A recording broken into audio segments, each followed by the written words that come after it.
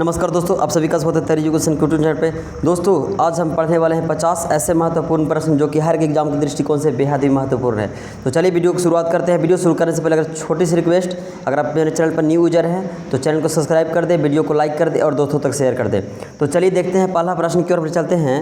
स्वतंत्रता प्राप्ति के पश्चात भारतीय राष्ट्रीय कांग्रेस का पहली बार विभाजन कब हुआ था? पहला क्वेश्चन में रखा है स्वतंत्रता प्राप्ति के बाद भारतीय राष्ट्रीय कांग्रेस का पहली बार विभाजन कब हुआ था? तो पहली बार विभाजन कब हुआ था मेरे दोस्तों? इसका राइट आंसर हो जाएगा 1969 ईस्वी में। कब हुआ था? 1969 ईस्वी में स्वतंत्रता प्राप्ति के बाद भारतीय राष्ट्रीय कांग्रेस का पहली बार विभाजन हुआ था 1969 ईस्वी में। आगे चलते हैं। दूसरा क्वेश्चन मेरा कह रहा है कि भारत का प्रथम साम्राज्य निर्माता कौन सा वंश था? ऑप्शन में है नंद वंश, मौर्य वंश, गुप्त वंश की या इनमें से कोई नहीं। भारत का प्रथम साम्राज्य निर्माता की बात कर रहा है, कौन सा वंश था? तो इसका राइट आंसर हो जाएगा मेरे दोस्तों नंद वंश हो जाएगा। क्या हो जाएगा? नंद वंश हो जाएगा। चलते हैं आगे। निम्नलिखित यौगिकों में से कौन सा एक शांति कारक औषधि के रूप में प्रयुक्त होता है? निम्नलिखित यौगिक में से कौन सा जो है शांति कारक औषधि के रूप में प्रयुक्त होता है? Potassium bromide, calcium bromide, calcium chloride या एथिल एल्कोहल या फास्फोरस ट्राइक्लोराइड। तो इसका राइट आंसर क्या हो जाएगा? पोटेशियम ब्रोमाइड हो जाएगा, जो एक शांति कारक औषधि के रूप में प्रयुक्त होता है। कौन? Potassium bromide. और पोटेशियम ब्रोमाइड के सूत्र की बात करें तो पोटेशियम ब्रोमाइड का सूत्र क्या हो जाएगा? KBr हो जाएगा। क्या हो जाएगा? KBr। और पोटेशियम ब्रोमाइड का उपयोग की बात करें, इसको मिर्गी रोग के उपचार में प्रयोग किया जाता है। किस रोग के उपचार में? तो मिर्गी रोग के उपचार में पोटेशियम ब्रोमाइड का प्रयोग किया जाता है और इसका फार्मूला KBr होता है। आगे चलते हैं। भारत में सबसे ऊंचाई पर स्थित रेलवे स्टेशन जो है से किस राज्य में है? बोल रहा है कि भारत में सबसे ऊंचाई पर स्थित रेलवे स्टेशन है तो किस राज्य में है? तो मेरे दोस्तों कहाँ है? पश्चिम बंगाल में है। कहाँ? पश्चिम बंगाल में। दार्जिलिंग के हिमालय क्षेत्र का धूम रेलवे स्टेशन। कहाँ? दार्जिलिंग के हिमालय क्षेत्र का धूम रेलवे स्टेशन जो कि पश्चिम बंगाल में पड़ता है, भारत में सबसे ऊंचाई पर स्थित रेलवे स्टेशन है। कहाँ पड़ता है? पश्चिम बंगाल के दार्जिलिंग में धूम रेलवे स्टेशन। आगे चलते हैं। बोल रहा है कि इनमें से कौन सा एक आउटपुट डिवाइस नहीं है? प्लॉटर या स्पीकर या प्रिंटर या स्कैनर, यानी कि आउटपुट डिवाइस नहीं है तो यानी साफ साफ पूछ रहा है कि इनमें से कौन सा इनपुट डिवाइस है? तो देखिए कि प्लॉटर, स्पीकर और प्रिंटर, ये तीनों के तीनों जो है आउटपुट डिवाइस है। इनमें से बचा कौन? बाकी स्कैनर जो बचा सो मेरा आउटपुट डिवाइस नहीं है, यानी कि इनपुट डिवाइस हो गया। आगे चलते हैं। हिमाचल प्रदेश में एक बड़ा पर्यटक आकर्षण स्थल कौन सा है? बोल रहा है कि हिमाचल प्रदेश में एक बड़ा पर्यटक आकर्षण स्थल कौन सा है? बोल रहा है कि अघिल दर्रा या रोहतांग दर्रा या चांगला दर्रा या फिर मिटका दर्रा। तो मेरे दोस्तों इस क्वेश्चन का राइट आंसर क्या हो जाएगा? रोहतांग दर्रा हो जाएगा। रोहतांग दर्रा जो है से हिमाचल प्रदेश में एक बड़ा सा आकर्षक पर्यटक स्थल है। कौन सा? रोहतांग दर्रा हो जाएगा।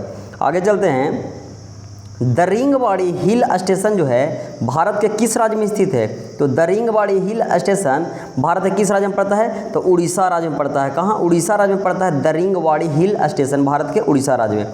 आगे नेक्स्ट क्वेश्चन की ओर बढ़ते हैं। फेशियल वेरिफिकेशन का इस्तेमाल करने वाला पहला देश कौन सा है?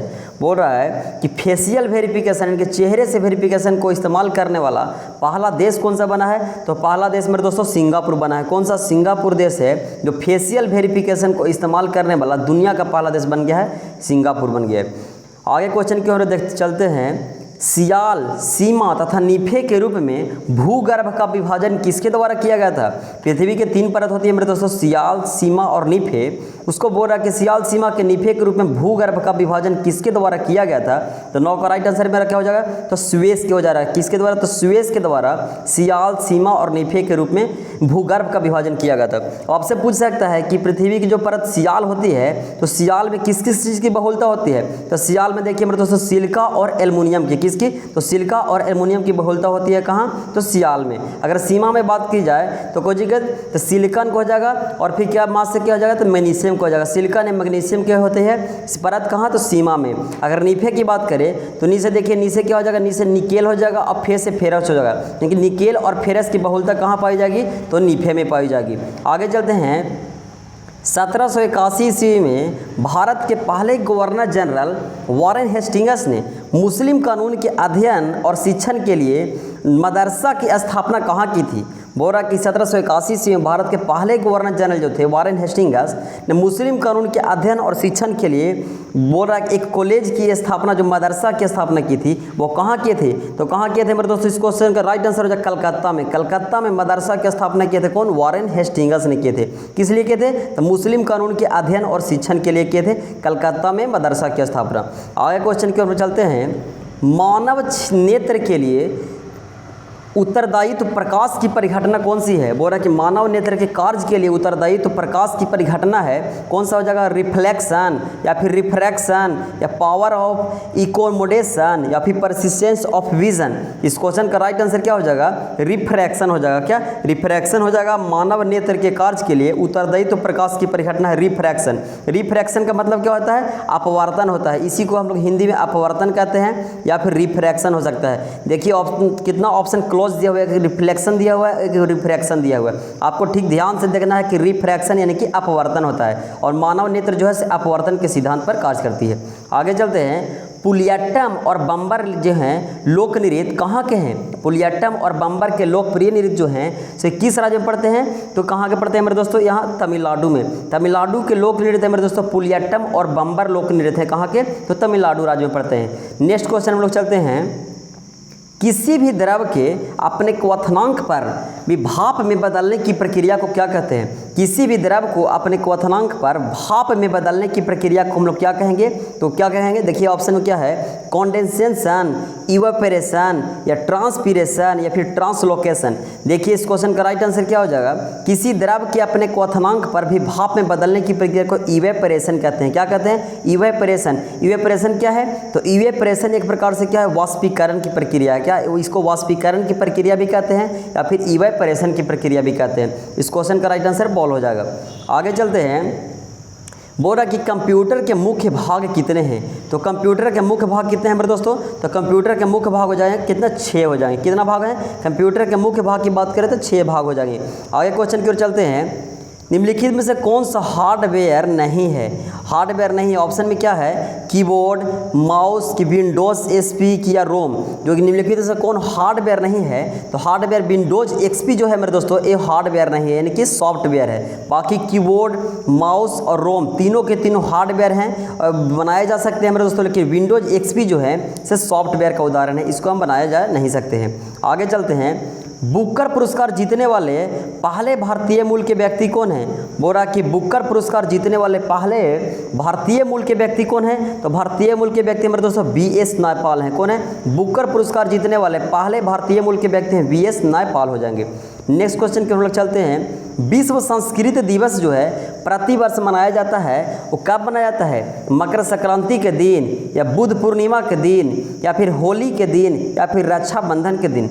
विश्व संस्कृति दिवस प्रतिवर्ष मनाया जाता है किस दिन? मकर संक्रांति के दिन, बुद्ध पूर्णिमा के दिन, होली के दिन या फिर रक्षाबंधन के दिन। तो मेरे दोस्तों 17 का राइट आंसर क्या हो जाएगा? विश्व संस्कृति दिवस प्रतिवर्ष श्रावण पूर्णिमा को। कब? श्रावण पूर्णिमा को मेरे दोस्तों क्या मनाया जाता है? तो रक्षाबंधन मनाया जाता है, यानी कि रक्षाबंधन के दिन बोलिए या फिर श्रावण पूर्णिमा के दिन बोलिए। विश्व संस्कृति दिवस प्रतिवर्ष मनाया जाता है भारत में, रक्षाबंधन के दिन या फिर श्रावण पूर्णिमा के दिन। आगे चलते हैं। द्वितीय आंग्ल मराठा युद्ध के दौरान भारत का गवर्नर जनरल कौन था? द्वितीय आंग्ल मराठा युद्ध के दौरान भारत का गवर्नर जनरल कौन था? तो भारत का गवर्नर जनरल था लॉर्ड वेलेस्ली था। कौन था? तो लॉर्ड वेलेस्ली था। और दूसरा आंग्ल मराठा युद्ध हुआ कब था मेरे दोस्तों? आपसे पूछ सकता है। तो 1803 ईस्वी से लेकर के कितना? 1803 से लेकर के 1835 ईस्वी के बीच चला था। कब? 1803 से लेकर के 1835 ईस्वी के बीच चला था द्वितीय आंग्ल मराठा युद्ध। इसके दौरान भारत का गवर्नर जनरल कौन थे? तो लॉर्ड वेलेस्ली थे। आगे क्वेश्चन की ओर चलते हैं हम लोग। जब कोई क्रिकेटर गेंद को पकड़ते समय अपना हाथ नीचे कर लेता है तो उसके हाथ में लगने वाली गेंद से चोट नहीं लगती है। जब कोई क्रिकेटर जो है गेंद को पकड़ते समय अपना हाथ नीचे कर लेता है तो उसके हाथ में लगने वाली गेंद जो से चोट नहीं लगती है। क्यों नहीं लगती है? गति का संरक्षण के कारण या ऊर्जा के संरक्षण के कारण या फिर कोणीय गति का संरक्षण के कारण या फिर गर्मी का संरक्षण के कारण। इस क्वेश्चन का राइट आंसर क्या हो जाएगा मेरे दोस्तों? गति का संरक्षण के कारण। गति का संरक्षण के कारण जब कोई क्रिकेटर गेंद को पकड़ते समय अपना हाथ नीचे कर लेता है तो उसके द्वारा हाथ में लगने वाली चोट जो है गेंद से चोट नहीं लगती है, गति के संरक्षण के कारण। नेक्स्ट क्वेश्चन की ओर चलते हैं हम लोग।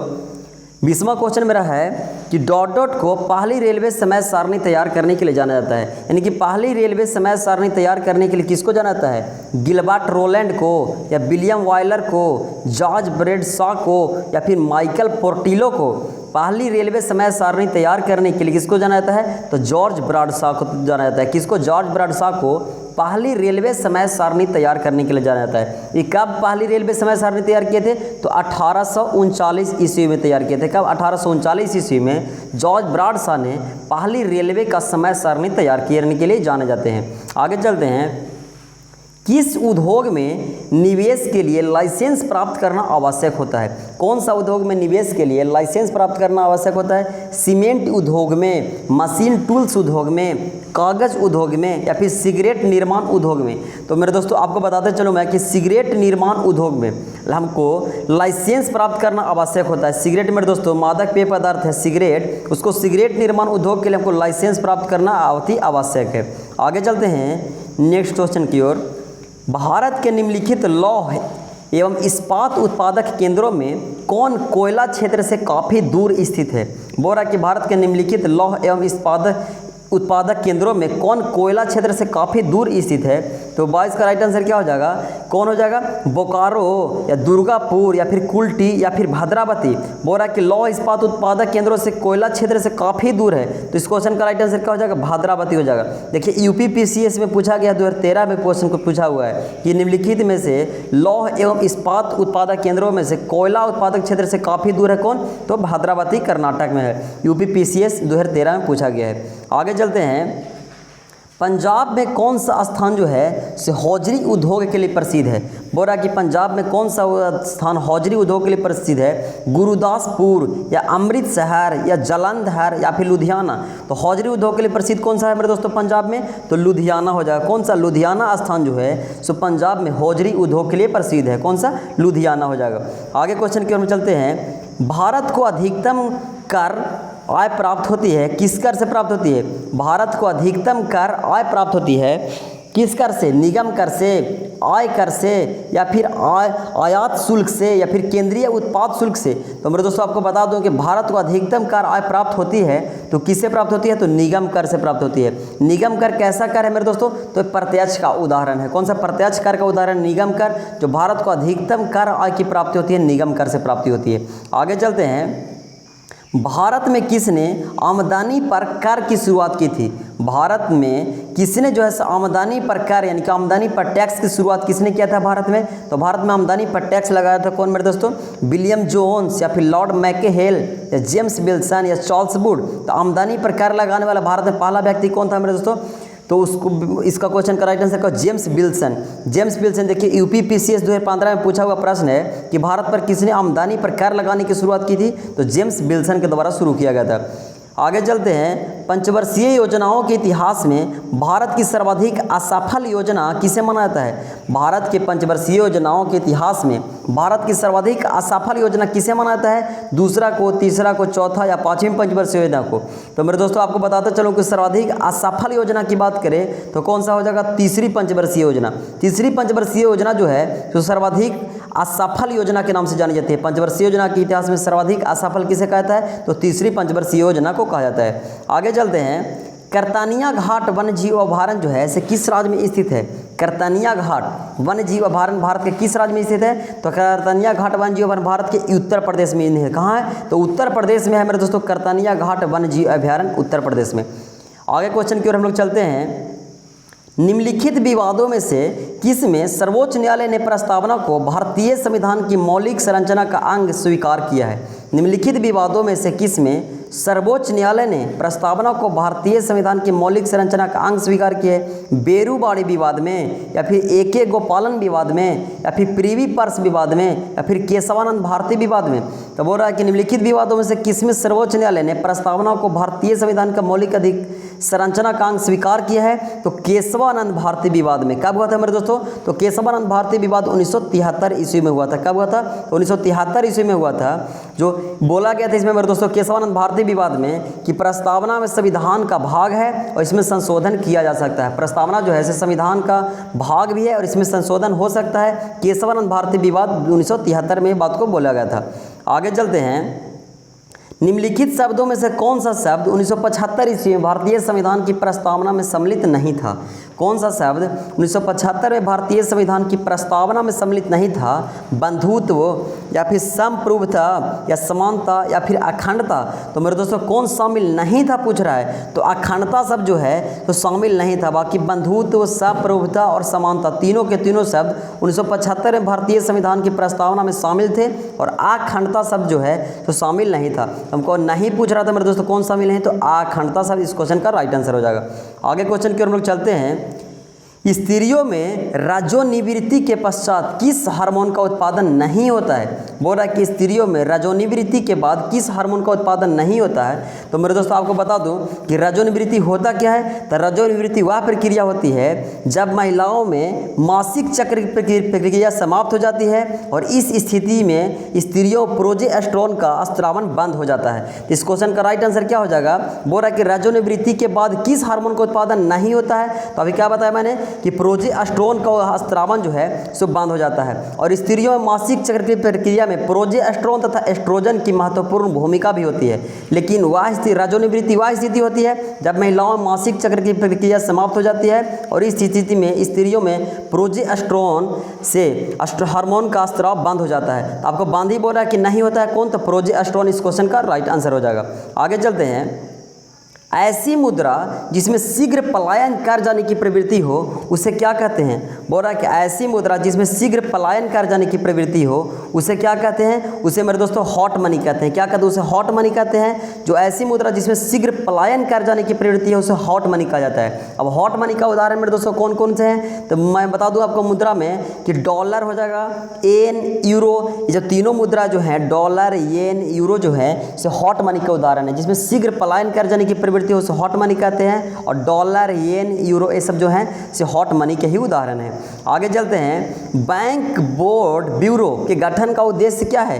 बैंक बोर्ड ब्यूरो के गठन का उद्देश्य क्या है? देखिए, निजी अभिकरणों को बैंकिंग लाइसेंस निर्गत करने से पहले उनके रिकॉर्ड की जांच पड़ताल करके आरबीआई को सूचित करना या फिर सार्वजनिक बैंकों की कार्य प्रणाली में सुधार लाना या फिर बोल रहा कि बैंकों की एनपीए की समस्या के समाधान हेतु सलाहकार के रूप में कार्य करना। तो मेरे दोस्तों बैंक बोर्ड ब्यूरो के गठन का उद्देश्य है कि सार्वजनिक बैंकों की कार्य प्रणाली में सुधार लाना, सार्वजनिक बैंकों के कार्य प्रणाली में सुधार लाना और बैंकों के एनपीए की समस्या के समाधान हेतु सलाहकार के रूप में कार्य करना। इस क्वेश्चन का राइट आंसर मेरे दोस्तों दोनों के दोनों है, तो इस क्वेश्चन का राइट आंसर डॉग हो जाएगा, इनकी बी और सी दोनों। सार्वजनिक बैंकों की कार्य प्रणाली में सुधार लाना और बैंकों के एनपीए की समस्या के समाधान हेतु सलाहकार के रूप में कार्य करना। इस क्वेश्चन का राइट आंसर डॉग हो जाएगा। आगे चलते हैं मेरे दोस्तों, 33वां क्वेश्चन की ओर हम लोग बढ़ रहे हैं। कंप्यूटर फील्ड में OLE का विस्तार किए बताना है कि कंप्यूटर के क्षेत्र में OLE का विस्तार यानी कि फुल फॉर्म OLE का फुल फॉर्म क्या है। एनटीपीसी देखिए मेरे दोस्तों, एनटीपीसी 30/12/2020 ईस्वी को शिफ्ट 2 में पूछा गया है। शिफ्ट 2 में पूछा गया प्रश्न है एनटीपीसी 30/12/2020 को OLE का फुल फॉर्म क्या है जो कंप्यूटर से संबंधित है। तो OLE का full form object linking and embedding क्या हो जाएगा? ऑब्जेक्ट लिंकिंग एंड एम्बेडिंग जो है OLE का फुल फॉर्म है। कौन सा? तो ऑब्जेक्ट लिंकिंग एंड एम्बेडिंग। आगे चलते हैं। SVG का फुल फॉर्म क्या है? तो SVG का फुल फॉर्म मेरे दोस्तों क्या हो जाएगा? Scalable vector graphics. क्या हो जाएगा? स्केलेबल वेक्टर ग्राफिक्स जो है SVG का फुल फॉर्म क्या है? स्केलेबल वेक्टर ग्राफिक्स है SVG का फुल फॉर्म है। आगे चलते हैं। PGA ग्राफिक्स का फुल फॉर्म क्या है? PGA ग्राफिक्स का फुल फॉर्म क्या है? तो PGA ग्राफिक्स का फुल फॉर्म है प्रोफेशनल ग्राफिक्स अरे। क्या है? प्रोफेशनल ग्राफिक्स अरे जो है PGA ग्राफिक्स का फुल फॉर्म क्या है? तो प्रोफेशनल ग्राफिक्स अरे है। मेरे दोस्तों एनटीपीसी की मेंस में या फिर पीटी के एग्जाम में देख रहे हैं आप लोग कि हर शिफ्ट में 2 या 3 प्रश्न फुल फॉर्म से प्रश्न आ रहे हैं। तो मेरे दोस्तों वही चीज़ को हम देखते हुए, वही एग्जाम को देखते हुए, एनटीपीसी के बाकी अभी और एग्जाम को देखते हुए मैंने ऐसे सीरीज लाने की कोशिश की जिसमें 2-3 फुल फॉर्म रहेंगे और साइंस के प्रश्न रहेंगे। हर एक टॉपिक से जहाँ से प्रश्न आया है वहाँ से मैं क्वेश्चन को लाने का यहाँ पर प्रयास किया हूँ। आगे चलते हैं। निम्नलिखित में से कौन सा विस्फोटक नहीं है? बोल रहा है कि निम्नलिखित में से कौन सा विस्फोटक नहीं है। आपको नहीं पूछ रहा है ट्राइनाइट्रोग्लिसरीन या फिर ट्राइनाइट्रोटोल्यूइन या फिर क्लोरोफॉर्म या फिर साइक्लोरो ट्राइमेथिलीन। बोला कि इनमें से कौन सा जैसे विस्फोटक नहीं है, तो मेरे दोस्तों आपको विस्फोटक नहीं पूछ रहा है तो इस क्वेश्चन का राइट आंसर क्या हो जाएगा, क्लोरोफॉर्म हो जाएगा। क्लोरोफॉर्म का प्रयोग किस लिए कहता है, तो चिकित्सा के समय रोगी को बेहोश करने में। किसके समय, तो चिकित्सा के समय कि इलाज करते समय रोगी को बेहोश करने में क्लोरोफॉर्म का प्रयोग किया जाता है। और बोरा विस्फोटक नहीं है तो क्लोरोफॉर्म एक विस्फोटक नहीं है मेरे दोस्तों, ये बेहोशी एक प्रकार की दवा कर सकते हैं। आगे चलते हैं। भारत में चांदी के प्राचीनतम साक्ष्य जो है सो मिलते हैं, कहाँ मिलते हैं, भारत में चांदी की उपलब्धता के प्राचीनतम साक्ष्य कहाँ मिलते हैं, तो मेरे दोस्तों हड़प्पा संस्कृति से मिलते हैं। कहाँ से मिलते हैं, हड़प्पा संस्कृति से मिले हैं। भारत में चांदी की उपलब्धता के प्राचीनतम साक्ष्य हड़प्पा संस्कृति में मिले हैं। आगे चलते हैं। किस वैदिक साहित्य में मोक्ष की चर्चा मिलती है, बोल रहा कि किस वैदिक साहित्य में मोक्ष की चर्चा मिलती है, तो मोक्ष की चर्चा मेरे दोस्तों जब से आपसे पूछे कि कहाँ मिलता है, तो उपनिषद में मिलता है। कहाँ मिलता है, उपनिषद में मोक्ष की चर्चा मिलती है। अब आपसे पूछ सकते हैं मेरे दोस्तों को उपनिषद कितने हैं, तो उपनिषद मेरे दोस्तों कितना हो जाएगा, उपनिषद 108 हैं। कितने हैं, उपनिषद 108 हैं। किस वैदिक साहित्य में मोक्ष की चर्चा मिलती है, तो उपनिषद में मिलती है। आपसे पूछ सकता है मेरे दोस्तों को वेद कितने हैं, वेद, तो वेद मेरे दोस्तों आप 4 प्रकार के होते हैं। कितने प्रकार के होते हैं, तो वेद 4 प्रकार के होते हैं, ऋग्वेद, सामवेद, यजुर्वेद और अथर्ववेद होता है। सबसे नया वेद पूछ सकता है मेरे दोस्तों, सबसे नया वेद कौन सा है, यानी कि सबसे बाद वाला वेद कौन सा, तो अथर्ववेद हो जाएगा। और सबसे पुराना वेद पूछेगा तो ऋग्वेद हो जाएगा। आपसे पूछ सकता है कि ऋग्वेद में कितने मंडल हैं, देखिए मेरे दोस्तों ऋग्वेद ऑप्शन है, तो ऋग्वेद में कितने मंडल है, तो ऋग्वेद में 10 मंडल है। कितना, ऋग्वेद में 10 मंडल हो जाएंगे। आगे क्वेश्चन के हम लोग चलते हैं। भारतीय मानक समय याम्योत्तर रेखा किस राज्य से नहीं गुजरती है, बोल रहा कि भारतीय मानक समय याम्योत्तर रेखा जो है उसे किस राज्य से नहीं गुजरती है। मेरे दोस्तों भारतीय मानक समय याम्योत्तर रेखा के लिए मैं आपको ट्रिक एक बताता हूँ। ये ट्रिक मेरे दोस्तों भारतीय मानक समय रेखा जो है से कितने राज्य से पहले गुजरती है, तो 82.5 डिग्री पूर्वी देशांतर के 5 राज्यों से गुजरती है। कहाँ, तो इलाहाबाद के नैनी से गुजरती है मेरे दोस्तों भारतीय मानक समय रेखा जो 82.5 डिग्री पूर्वी देशांतर रेखा से 5 राज्यों से गुजरती है। तो 5 राज्य कौन कौन से हैं, उसकी मैं ट्रिक आप लोगों को बताता हूँ। आंधी में छाता ऊपर उड़ा, इसका ट्रिक क्या है, आंधी में, देखिए मैं लिख देता हूँ, आंधी में छाता ऊपर उड़ गया। क्या है, आंधी में छाता ऊपर उड़ा, ठीक है। तो आंधी में छाता ऊपर उड़ा, अब आंधी से क्या हो जाएगा, आंधी से क्या हो जाएगा, तो आंध्र प्रदेश हो जाएगा। देख लिया, आंधी से क्या हो जाएगा, तो आंध्र प्रदेश हो जाएगा। ठीक है, आप लोग देखेंगे। मे से क्या हो जाएगा, तो मे से हो जाएगा मध्य प्रदेश, यानी कि एमपी हो जाएगा, मे से मध्य प्रदेश। छाता से क्या हो जाएगा, छाता से हो जाएगा मेरे दोस्तों छत्तीसगढ़ हो जाएगा। क्या हो जाएगा, छत्तीस से हो जाएगा, छत्तीसगढ़ हो जाएगा। ठीक है, और छाता छत्तीसगढ़ हो गया। अब अगर उत्तर प्रदेश से ऊपर से क्या हो जाएगा, तो ऊपर से हो जाएगा मेरे दोस्तों कौन सा, उत्तर प्रदेश हो जाएगा। क्या हो जाएगा, ऊपर से हो जाएगा उत्तर प्रदेश। क्या ऊपर से क्या हो जाएगा, ऊपर से हो जाएगा उत्तर प्रदेश। और उड़ा, उड़ा बचा लास्ट में, तो उड़ा से क्या हो जाएगा मेरे दोस्तों, उड़ा से हो जाएगा उड़ीसा। ये फिर से देखिए लिख देते हैं, आंधी में छाता ऊपर उड़ा, क्या हो जाएगा, आंधी में छाता ऊपर उड़ा। तो आंधी से क्या हो जाएगा, आंधी से हो जाएगा आंध्र प्रदेश, आंधी से हो गया आंध्र प्रदेश। ठीक है, और इसके बाद आंधी में से क्या हो जाएगा, मध्य प्रदेश हो जाएगा, यानी कि एमपी हो गया। में छाता, छात से हो जाएगा, क्या हो जाएगा, छत्तीसगढ़ हो गया, छत्तीसगढ़। फिर ऊपर उड़ा, ऊपर से क्या हो जाएगा, यूपी हो जाएगा, ऊपर से हो जाएगा उत्तर प्रदेश हो जाएगा, और उड़ा से क्या हो जाएगा, उड़ीसा हो जाएगा, उड़ा से हो जाएगा उड़ीसा। यानी कि 5 राज्य से गुजरता है मेरे दोस्तों कौन सा, तो भारतीय मानक समय रेखा। अब देखिए कि 5 में से इनमें से कौन सा राज्य जो है ऐसे टच नहीं कर रहा है। तो आपको मैं बताया कि आंधी में छाता ऊपर, तो आंधी से तो आंध्र प्रदेश हो गया, आंधी में यानी कि मध्य प्रदेश हो गया, मध्य प्रदेश में देखिए ऑप्शन में नहीं है। छाता यानी कि छाता से छत्तीसगढ़ हो गया, बिल्कुल है। ऊपर उड़ा, ऊपर से क्या हो जाएगा, ऊपर से उत्तर प्रदेश, और उत्तर प्रदेश तो है देखिए ऑप्शन में। इनमें से कौन सा नहीं है, तो मेरे दोस्तों महाराष्ट्र। भारतीय मानक समय की रेखा जो है महाराष्ट्र रेखा से, महाराष्ट्र से नहीं होकर नहीं गुजरती है। आगे चलते हैं। भारत में महारत्न कंपनियों की संख्या कितनी है, तो भारत में महारत्न कंपनियों की संख्या कितनी है मेरे दोस्तों। अब देखिए कि भारत में महारत्न कंपनी की संख्या कितना है, तो 8 है। कितने हैं, भारत में महारत्न कंपनी की संख्या 8 है। आप पूछें कि 8 कौन कौन से महारत्न कंपनी भारत में, तो अब मैं आपको बता दूं कि सेल क्या हो जाएगा, देखिए 8 कंपनियों को मैं नाम बता रहा हूँ, आप नोट कर लीजिएगा कि सेल हो जाएगा, ONGC, IOC, NTPC, CIL, भेल, गेल और बीपीसीएल, ये 8 की 8 महारत्न कंपनियां हैं भारत में। कितने महारत्न कंपनियां भारत में कितने हैं? तो 8 हो जाएंगे। कितना? तो 8 हो जाएंगे। देखिए 8 हो जाएंगे। भारत में महारत्न कंपनी की संख्या कितनी है? 8 है। और इसके बाद कौन कौन है? तो SAIL, ONGC, IOC, NTPC, CIL, भेल, गेल, बीपीसीएल। बीपीसीएल जो है मेरे दोस्तों, जो बीपीसीएल सो 8वां है। कौन सा? बीपीसीएल जो है सो 8वां है मेरे दोस्तों। 8वां महारत्न कंपनी कौन सा है? बीपीसीएल है। इसको 11 सितंबर 2017 ईस्वी को 8वीं महारत्न कंपनी का दर्जा मिला है। कितना में? 2017 ईस्वी में 11 सितंबर को।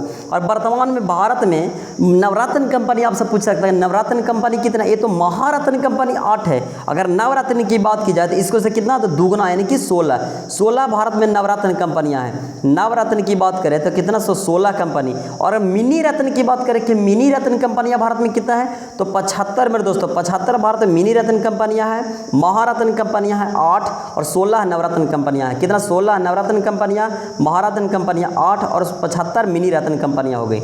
आगे चलते हैं। पारिस्थितिकी वर्गीकरण के अंतर्गत पादपों का एक वर्ग नहीं है। आपसे पूछ रहा है कि पारिस्थितिकी वर्गीकरण के अंतर्गत पादपों का एक वर्ग नहीं है, तो नहीं आपको बताना है कि मरुदभिद या फिर लवणोद्भिद या फिर जलोदभिद या फिर अधिपादप। तो मैं आपको बता दूं कि मरुदभिद, मरुदभिद क्या है? तो मरुदभिद मेरे दोस्तों किसे कहते हैं? तो देखिए शुष्क एवं मरुस्थल में जो उगते हैं पेड़ पौधे, शुष्क या मरुस्थल स्थान में उगने वाले पेड़ पौधों को जीरोफाइटा कहते हैं। कौन कहते हैं? जीरोफाइटा कहते हैं। उसको मरुदभिद कहा जाता है हिंदी में, जीरोफाइटा या फिर मरुदभिद कहा जाता है। और देखिए आगे चलते हैं। आगे मेरा क्या कह रहा है कि लवणोद्भिद। लवणोद्भिद जो क्या हो गया कि लवणोद्भिद में मेरे दोस्तों लवणीय मृदा, लवणीय मृदा में उगने वाले पौधे को हम लोग लवणोद्भिद कहते हैं या फिर हैलोफाइटा भी इसको कहते हैं। मरुद्भिद क्या हो गया? शुष्क एवं मरुस्थल में उगने वाले को होते हैं, मरुस्थल कहते हैं। और बाकी लवणोद्भिद क्या बना? लवणीय मृदा में कि हैलोफाइटा, इसको बोलते हैं लवणीय मृदा में। जलोदभिद क्या हो गया? जलोदभिद जो हो गया मेरे दोस्तों, जलोदभिद जो से जलीय पादप में उगने वाले पौधा को हाइड्रोफाइटा भी कहते हैं या फिर जलोदभिद भी कहते हैं। हाइड्रोफाइटा या फिर जलोदभिद भी कहा जाता है। ये तीनों के तीनों मेरे दोस्तों पारिस्थितिकीय वर्गीकरण के अंतर्गत पादपों का एक वर्ग है। एक और होता है मेरे दोस्तों, कौन सा होता है? एक और होता है मध्योद्भिद होता है, मीजोफाइटा। मीजोफाइटा होता है जो सामान्य जलवायु में उगता है पौधा, उसको हम लोग मीजोफाइटा यानी कि मध्योद्भिद कहते हैं। तो बोल रहा है कि पारिस्थितिकी वर्गीकरण के अंतर्गत पादपों का एक वर्ग कौन सा नहीं है? तो देखिए मेरे दोस्तों कौन सा जगह? अधिपादप। अधिपादप जो है सो पारिस्थितिकी वर्गीकरण का एक अंतर्गत पादपों का एक वर्ग नहीं है। कौन हो जाएगा? तो हो जाएगा अधिपादप हो जाएगा। आगे चलते हैं। हाल ही में राष्ट्रपति रामनाथ कोविंद के द्वारा किसे बैटन ऑफ ऑनर से सम्मानित किया गया है? हाल ही में राष्ट्रपति रामनाथ कोविंद के द्वारा किसे बैटन ऑफ ऑनर से सम्मानित किया गया है? तो बैटन ऑफ ऑनर से किसे सम्मानित किया गया है? तो किरण बेदी को सम्मानित किया है। किसको? तो किरण बेदी को सम्मानित किया गया है। बैटन ऑफ ऑनर से सम्मानित किया, किरण बेदी को सम्मानित किया गया है। आगे चलते हैं। हाल ही में किसे ट्विटर ने अपना सीईओ नियुक्त किया है? ट्विटर के सीईओ कौन बनाए गए हैं? तो ट्विटर के सीईओ बनाया गया मेरे दोस्तों पराग अग्रवाल को बनाया गया। किसे? तो ट्विटर के सीईओ पराग अग्रवाल को बनाया गया है। ट्विटर के सीईओ की बात की जाए तो ट्विटर ने अपना किसे सीईओ बनाया है? तो पराग अग्रवाल को बनाया है। आगे क्वेश्चन के हम लोग चलते हैं। हाल ही में दुनिया की पहली 100% पेपरलेस होने वाली सरकार कौन सी बन गई है? बोल रहा है कि हाल ही में दुनिया की पहली 100% पेपरलेस होने वाली सरकार जो है से कौन सी सरकार बनी है? दुबई सरकार। दुबई सरकार दुनिया की पहली 100% पेपरलेस होने वाली सरकार बन गई। कौन? तो दुबई सरकार बन गई है। आगे चलते हैं। पारिस्थितिकी वर्गीकरण के अंतर्गत पादपों का एक वर्ग नहीं। ये क्वेश्चन रिपीट हो गया। मैं तो कौन बताया था कि कौन वर्ग नहीं? तो अधिपादप जो है से पारिस्थितिकी वर्गीकरण के अंतर्गत पादपों का एक वर्ग नहीं है। आगे चलते हैं। हाल ही में राष्ट्रपति रामनाथ कोविंद के द्वारा किसे बैटन ऑफ ऑनर से सम्मानित किया गया है? तो बैटन ऑफ ऑनर से किसे सम्मानित किया गया था मेरे दोस्तों? अभी बताया था मेरे दोस्त, ये क्वेश्चन रिपीट हो गया। किरण बेदी को सम्मानित किया गया है। राष्ट्रपति रामनाथ कोविंद के द्वारा बैटन ऑफ ऑनर से सम्मानित किया गया है किरण बेदी को। आगे चलते हैं। हाल ही में किसी ट्विटर ने किसी अपना सीईओ नियुक्त किया है? तो ट्विटर ने अपना सीईओ नियुक्त किया पराग अग्रवाल को नियुक्त कर दिया। किसे? पराग अग्रवाल को।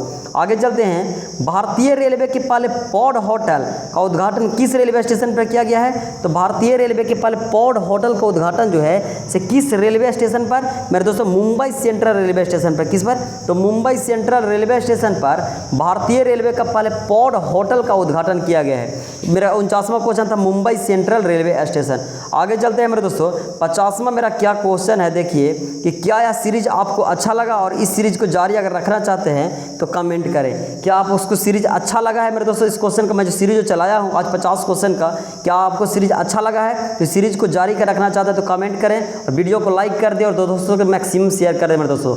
चलिए आज के लिए इतना ही समाप्त करते हैं, मिलते हैं नेक्स्ट क्लास में।